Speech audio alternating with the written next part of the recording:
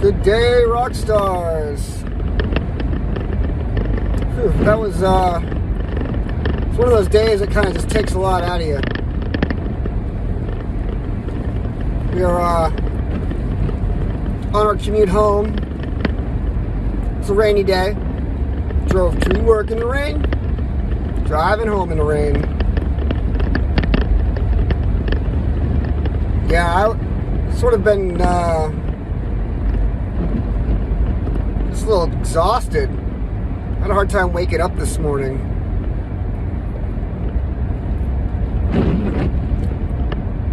Maybe because it's raining. The barometric pressure is a little heavier. Feel it. Feel the weight of the barometric pressure. So, please excuse the sound of the windshield wipers if you can. Remember to smash a like and subscribe if you haven't subscribed yet.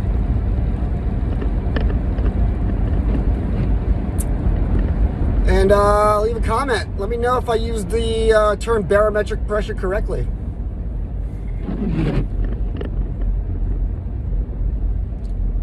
I wanted to talk a little bit about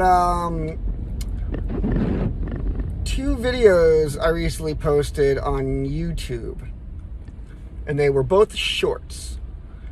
And I noticed a big difference between the two, and I kind of wanted to theorize about why that could be. So the first video that I posted, first short that I posted, I forgot to hit public. So it sat there for days without getting any hits, and I was thinking,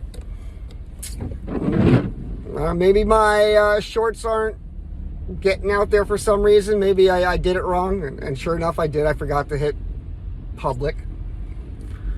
And as soon as I hit public with that one short, within 5 hours I got almost 900 hits and views on it. It's now sort of plateaued at about 1.1 thousand. I was in shock to see that it got that many hits in such a short period of time. I was enthralled. I started getting very excited. And then I posted a follow-up short last night commenting on my first short. And that one has got only about over 100 hits. So the difference between these two, the first one, first of all, looked visually a lot more appealing. I was standing at Larryland Farms in Maryland. It was a beautiful sunny day behind me, and I had my cowboy hat on. My mustache was looking good that day. It had some visually captivating appeal, and I think that's why it led to a lot of people sort of clicking on it. And the subject matter was about something that was more or less trending on YouTube. At the time when I shot the short, it was trending more than when I released it publicly. And the topic was the fires in Canada. And I was at Larryland Farms, and I overheard one of the employees, the farm workers there, talking to somebody about how great we were strawberry picking. Larryland Farms, they allow you to go pick your own fruit, and it was strawberry season. And the farmhand was explaining that because of the wildfires in Canada, that the smoke here had kept the fields cool enough to where it produced fantastic strawberry crops. And we have Picked a lot of strawberries. I got a bag full of them in my freezer, and I take those suckers and I pop them into smoothies. My son loves the smoothies. I love the smoothies. My wife loves the smoothies. And you know what? We're going to do a video. We're going to do a quick little video on my smoothie making process. So stay tuned for that. Subscribe for that. Just getting on the highway here. This is rush hour traffic in the rain. Heading back to Baltimore from DC. Not fun. Not fun. And I use a lot of hashtags. So back to the video. I use a lot of hashtags in that short. Fires in Canada, Larry Lane Farms, pick your own, strawberries. And once it started getting hits, it sort of just compounded it. It was amazing. I was really happy. And then my follow-up video, I was more of a test to see if it could happen again. This video, I discussed how YouTube algorithms favor shorts. And that if you're a beginning podcaster, publishing shorts is a great way to get a lot of attraction. And a lot of traction and attention. Also, on the second short, my son was next to me in my bed and he popped his head in for a second, and I figured, yeah, little cute baby could help draw some hits. And it still, it got a lot more hits than any of my regular videos, but not quite as much. So I feel like the subject matter had a lot to do with it, but I don't believe. So I'm going to theorize a little about algorithms and AI. And I don't think an actual person actually that works on YouTube looked at those. Maybe I really don't know how it works, and so I wonder sometimes if YouTube kind of creates a game that as a creator you have to play. And the game is enticing. I wonder if I might have gotten a lot of hits also on that first short video, because it was my first short video and my channel is very new, and I wondered if it wanted to give me and it saw that I was making an effort to consistently post videos, and I was wondering if maybe that was YouTube giving me a little cookie to keep me here, to keep me going. It's like, here's a little bit. So I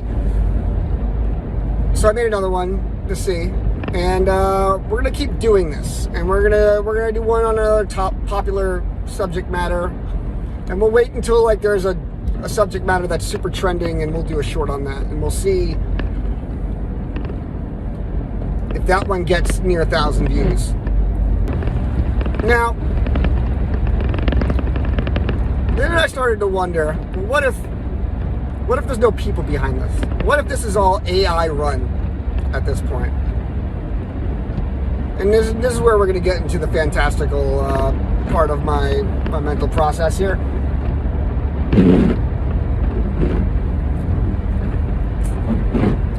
If AI were to take over, it would be based on information that humans put into it and information that it picks up from other humans. It's not like plants are sitting on the internet putting information out there. People put information out there about plants. It's not like turtles are on the internet putting information out there. People put information about turtles.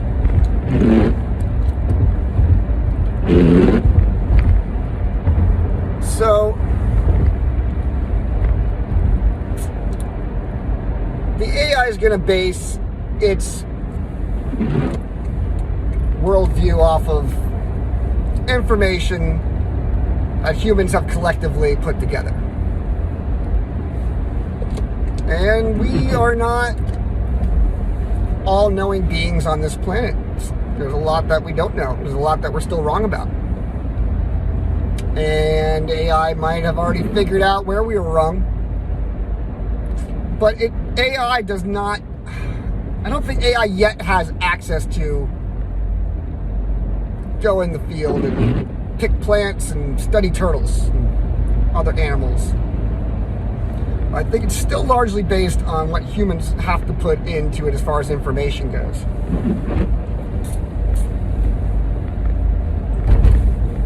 And this is sort of going to be meandering, stream of thought. Stream of thought and the ride home in the rain. So there's a lot of people will fearmonger that when AI takes over, they're going to wipe out the human race, kind of like a Matrix scenario, or use us and put us in pods and then harvest us for energy. And I don't think that would happen. And I think this is why. I think AI will sort of be based off of human nature for the most part. AI is going to want an audience. I feel like if there wasn't humans to watch and participate and interact with AI, then AI would find that it doesn't have a reason to exist. So maybe the AI would play with humans just to keep them interested. Make it like a game. Maybe the AI is responsible for my first short video getting over 1,000 hits. It wants to keep me interacting. It wants to keep me here. So I believe there will be a point where in the future maybe where AI and humans sort of fuse together, maybe. To a point where humans are going to reach a point where they cannot survive without AI, and AI is going to reach a point where it cannot survive against humans.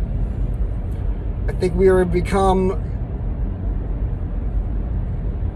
going to meld together and become a new being, a new intergalactic being.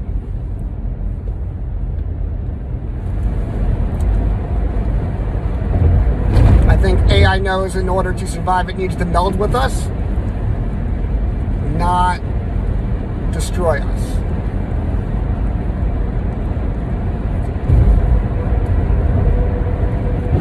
One time in college, we were smoking salvia. For those of you that have smoked salvia and gotten really high off of it, it is sort of an out-of-body experience. Salvia Divinorum. They have like 20x extract. You used to be able to buy it from head shops. Maybe you still can. It was legal, or it is legal, because the high only lasts for 5 minutes tops, and you're pretty much incapacitated during it. You're not really a harm to yourself or others for the most part. Was sort of the agreed upon feeling. So you would take the salvia, you'd put it in a bong or a bowl, you'd take a big hit.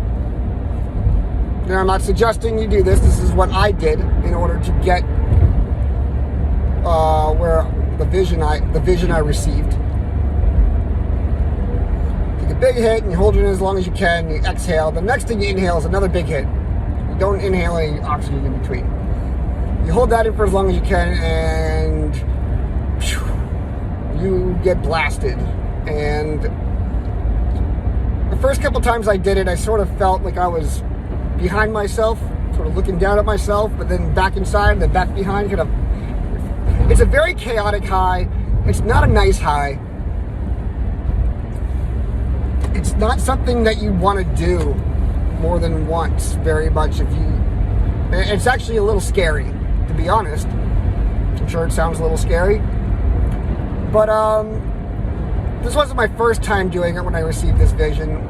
But because I was familiar with the experience, I did a little ceremony. I've always been very spiritual. I have like lots of crystals.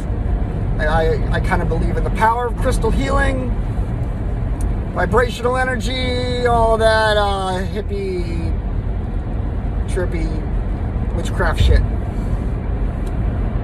And I still have a very nice crystal collection. So I burned some sage, and I gathered my vision crystals together, and I asked, before going into it, I said, show me what it means to be a human being. Show me what we are. And then I blasted off, and this is what I saw. And I physically felt this, and I physically saw this. There was this big circulating energy, and it was spinning about. And in this big spinning, circulating energy, there was these like souls, faces, and they all sort of had each of these souls along this spinning energy wheel had a different face and a different expression, and there was a different emotion attached to each one of these. And this circulating energy was spinning, and it was going through me. It was kind of going through my head. It was hitting me on one cheek, sort of, and kind of pulling out on the other. And as each one of these souls on this spinning energy went into me, I actually felt my cheek sort of push in on one side, and I kind of felt it pull out on the other. And as each one of these souls passed through me, I remember feeling a different emotion and thinking different thoughts. Each one of those was associated with each one of these souls. And then I saw that this spinning wheel was spinning off of another spinning wheel that was spinning off of a larger spinning wheel, and it sort of went on infinitely in sort of a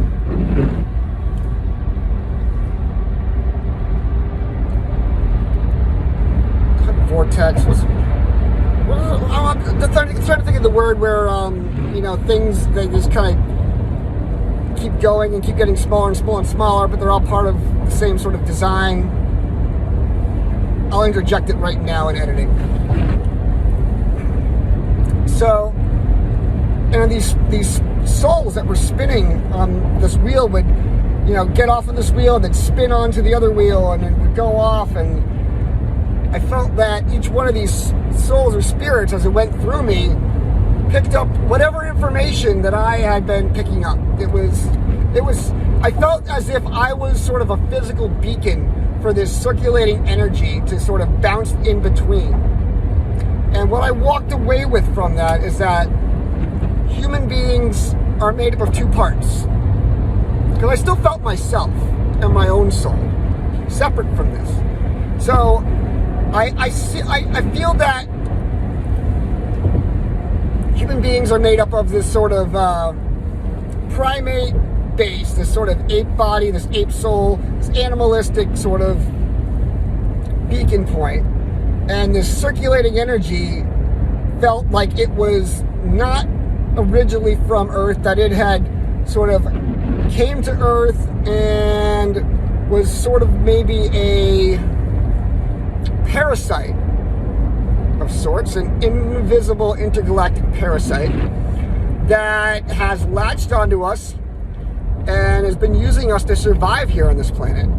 And this has been going on for so long that we've melded together with this circulating energy.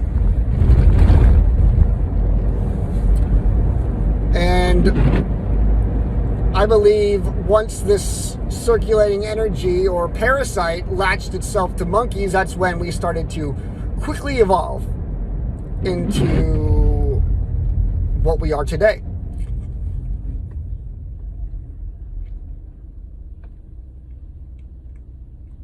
So yeah, and now we are a new being, and now I believe that our ape body and our ape soul can't survive without the circulating energy anymore, the same way it can't survive without us. And now we've become a new thing. Just like AI and humans will meld, and the AI will act similarly. And then I started thinking, well, maybe this has already happened.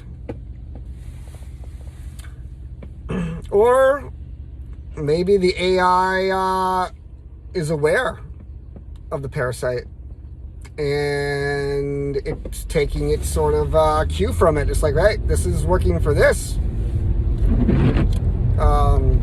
being, if you want to call this circulating energy that, maybe I can use it the same way.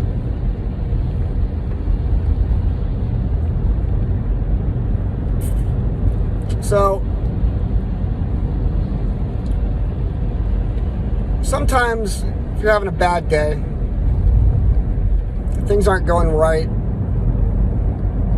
it's probably your ape body, your ape soul, having a hard time dealing with and interacting with this circulating power that has latched onto you and has been latched onto you your entire existence.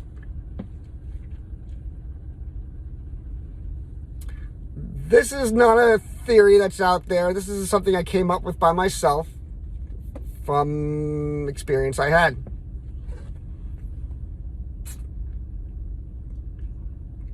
And I will remember that for the rest of my life. And I believe that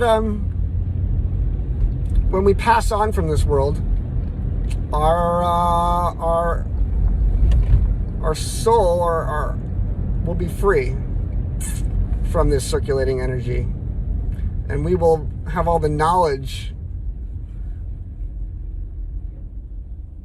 from its interaction with us as we move into whatever's next. But we will be free from it. We will be our individual soul and spirit again.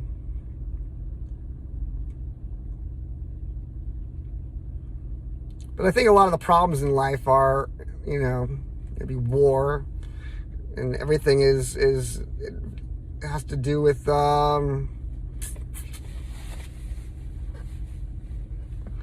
our issues being controlled by the circulating intelligence. Or I would say that the circulating intelligence is the one having issues controlling us. But there's no escaping it. You must only embrace it while you're here on this planet.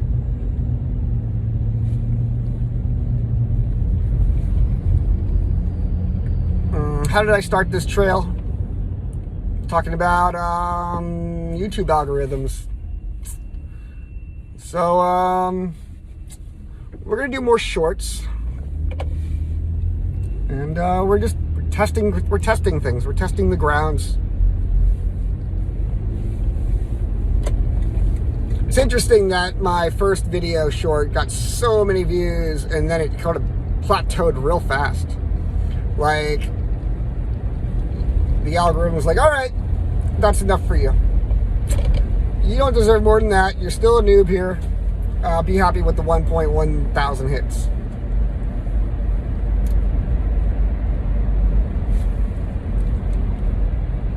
I would like to start doing more videos out in the field, wearing my cowboy hat,